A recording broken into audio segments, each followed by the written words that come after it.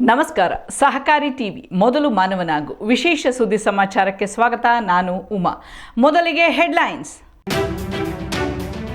ನೂತನ ರಾಷ್ಟ್ರೀಯ ಸಹಕಾರಿ ನೀತಿಯಲ್ಲಿ ಸಹಕಾರಿ ಕ್ಷೇತ್ರದ ಬೆಳವಣಿಗೆಗೆ ಆದ್ಯತೆ. ಕೇಂದ್ರದ ಮಾಜಿ ಸಚಿವ ಸುರೇಶ್ ಪಿ ಪ್ರಭು ಹೇಳಿಕೆ.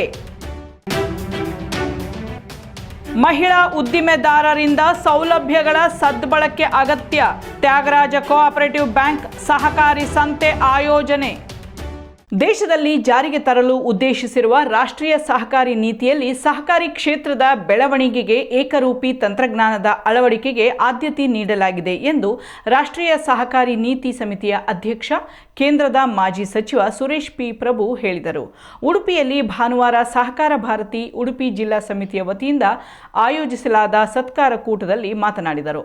ಭವಿಷ್ಯದ ಭಾರತದಲ್ಲಿ ಸಹಕಾರಿ ಕ್ಷೇತ್ರವು ಆರ್ಥಿಕ, ವಾಣಿಜ್ಯಿಕ, ಔದ್ಯಮಿಕ ಮತ್ತು ಸಾಮಾಜಿಕ ರಂಗಗಳಲ್ಲಿ ಪ್ರಮುಖ ಪಾತ್ರ ವಹಿಸಲಿದ್ದು, ಸಹಕಾರಿ ಕ್ಷೇತ್ರದಲ್ಲಿ ದೇಶವ್ಯಾಪಿ ಏಕರೂಪಿ ತಂತ್ರಜ್ಞಾನ ಜಾರಿಗೊಳಿಸಿ ಭವಿಷ್ಯದ ಆರ್ಥಿಕತೆಯ ನಾಯಕತ್ವ ವಹಿಸಲು ಸಹಕಾರಿ ಕ್ಷೇತ್ರವನ್ನು ಸಜ್ಜುಗೊಳಿಸಲಾಗುವುದು ಎಂದು ತಿಳಿಸಿದರು. ಸಹಕಾರ ಭಾರತೀಯ ರಾಷ್ಟ್ರೀಯ ಮಟ್ಟದಲ್ಲಿ ಸಹಕಾರಿ ಕ್ಷೇತ್ರದ ಶುದ್ಧೀಕರಣ, ವೃದ್ಧೀಕರಣ ಮತ್ತು ಆಧುನೀಕರಣಕ್ಕೆ ಶ್ರಮಿಸುತ್ತಿರುವ ಏಕೈಕ ಸರ್ಕಾರೇತರ ಸಂಘಟನೆ ಎಂದು ಸುರೇಶ್ ಪ್ರಭು ಶ್ಲಾಘಿಸಿದರು. ಉಡುಪಿ ಜಿಲ್ಲೆಯಲ್ಲಿ ಕೂಡ ಬ್ಯಾಂಕಿಂಗ್, ಶಿಕ್ಷಣ ಹಾಗೂ ಆರೋಗ್ಯ ರಂಗಗಳ ಉತ್ಕರ್ಷದ ಬಳಿಕ ಇದೀಗ ಸಹಕಾರಿ ರಂಗ ಕೂಡ ಗಮನಾರ್ಹವಾಗಿ ಬೆಳೆಯುತ್ತಿರುವುದು ಅಭಿನಂದನೀಯ ಎಂದು ಸುರೇಶ್ ಪ್ರಭು ಸಂತಸ ವ್ಯಕ್ತಪಡಿಸಿದರು. ಸಹಕಾರ ಭಾರತಿ ಉಡುಪಿ ಜಿಲ್ಲಾಧ್ಯಕ್ಷ ಬೋಳ ಸದಾಶಿವ ಶೆಟ್ಟಿ, ಸುರೇಶ್ ಪಿ ಪ್ರಭು ಮತ್ತು ಅವರ ಧರ್ಮಪತ್ನಿ ವಿಶ್ರಾಂತ ಪತ್ರಕರ್ತೆ ಉಮಾ ಸುರೇಶ್ ಪ್ರಭು ರವರನ್ನು ಗೌರವಿಸಿದರು.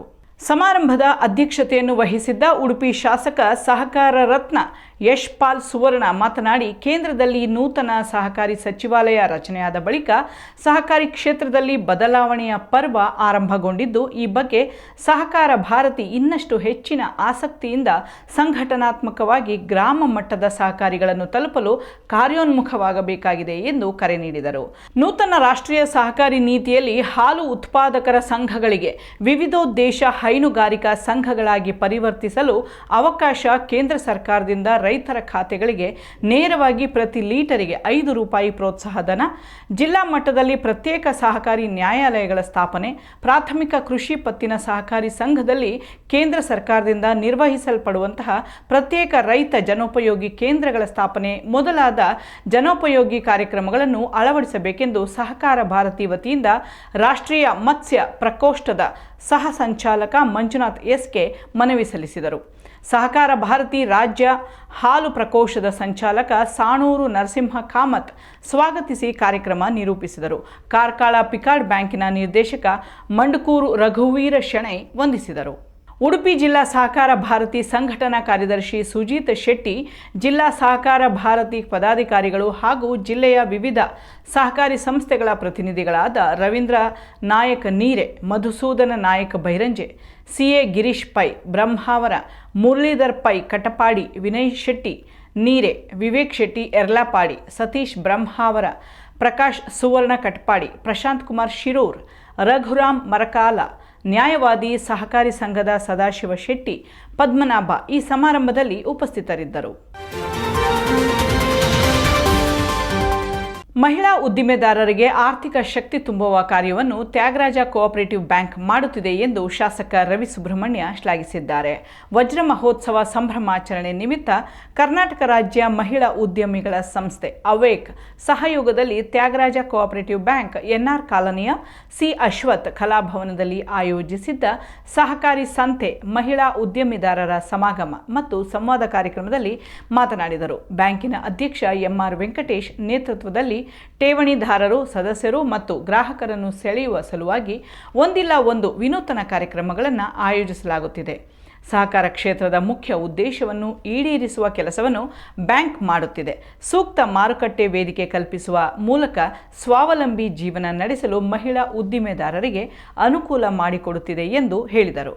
ಶೂರಿಟಿ ಇಲ್ಲದ ಸಾಲ ಬ್ಯಾಂಕ್ನ ಅಧ್ಯಕ್ಷ ಎಂಆರ್ ವೆಂಕಟೇಶ್ ಮಾತನಾಡಿ, ನಮ್ಮ ಬ್ಯಾಂಕ್ಗೆ 60 ವರ್ಷ ತುಂಬಿದ ಹಿನ್ನೆಲೆ ವರ್ಷವಿಡೀ ವಜ್ರ ಮಹೋತ್ಸವ ಆಚರಿಸಲಾಗುತ್ತಿದೆ.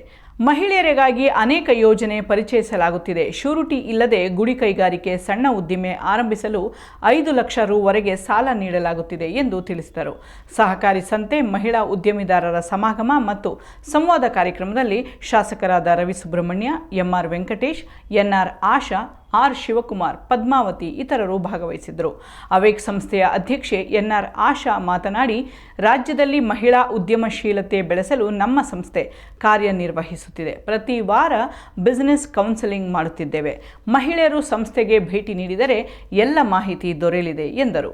ಸಹಕಾರಿ ಸಂತೆಯಲ್ಲಿ ಉಡುಪುಗಳು, ದಿನನಿತ್ಯ ಬಳಕೆ ಪದಾರ್ಥಗಳ ಸೇರಿ 50ಕ್ಕೂ ಹೆಚ್ಚು ಅಧಿಕ ಮಳಿಗೆಗಳನ್ನು ಪ್ರತಿಷ್ಠಾಪಿಸಲಾಗಿತ್ತು. ಆತ್ಮೀಯ ಸಹಕಾರಿ ಬಂಧುಗಳೇ, ಇದು ಸಹಕಾರಿ ಟಿವಿ, ನಿಮ್ಮ ಟಿವಿ. ದಯವಿಟ್ಟು ರಾಜ್ಯದ ಎಲ್ಲ ಸಹಕಾರಿಗಳು ಇದರ ಸಬ್ಸ್ಕ್ರೈಬ್ ಆಗಿ ಇದರ ಶೇರನ್ನು ಪಡೆಯಿರಿ. ಸಹಕಾರಿ ಟಿವಿಯನ್ನು ರಾಜ್ಯಾದ್ಯಂತ ವಿಸ್ತರಿಸೋಣ, ಪಸರಿಸೋಣ. ಅದಕ್ಕಾಗಿ ತಮ್ಮೆಲ್ಲರಲ್ಲಿ ನಾನು ಮನವಿಯನ್ನು ಮಾಡಿಕೊಳ್ತಾ ಇದ್ದೀನಿ. ಆದಷ್ಟು ಬೇಗ ತಾವೆಲ್ಲರೂ ಇದರ ಸಬ್ಸ್ಕ್ರೈಬ್ ಆಗಿ ಮತ್ತು ಸದಸ್ಯರಾಗಿ. ಇಲ್ಲಿಯವರೆಗೂ ಸುದ್ದಿ ಕೊಟ್ಟಿದ್ದು ನಾನು ಉಮಾ. ನೋಡ್ತಾ ಇರಿ ಸಹಕಾರಿ ಟಿವಿ, ಮೊದಲು ಮಾನವನಾಗು. ನಮಸ್ಕಾರ.